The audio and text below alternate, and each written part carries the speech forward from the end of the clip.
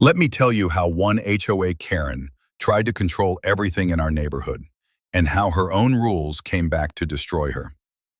I had just moved into a quiet neighborhood with my wife and daughter. Everything looked perfect.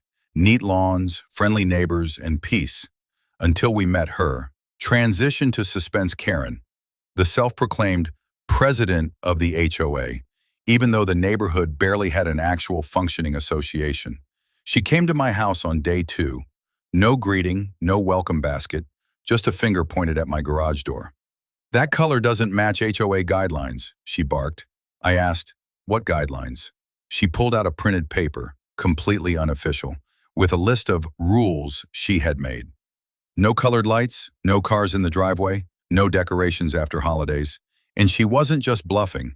By week 2, I got a fine taped to my door, $75, for parking my own truck in my own driveway. Music shifts, building tension. I attended one of her so-called HOA meetings.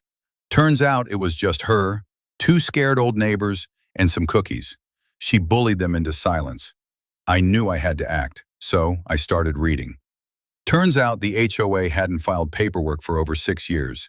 It was legally dissolved, which meant her power? Fake. I gathered neighbors, explained everything.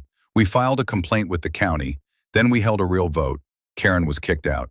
But wait, it gets better. Without the HOA, everyone got creative. Flags, gnomes, garden statues, even someone put a giant inflatable dinosaur in their yard. Karen, she went insane, called the cops multiple times. But here's the kicker.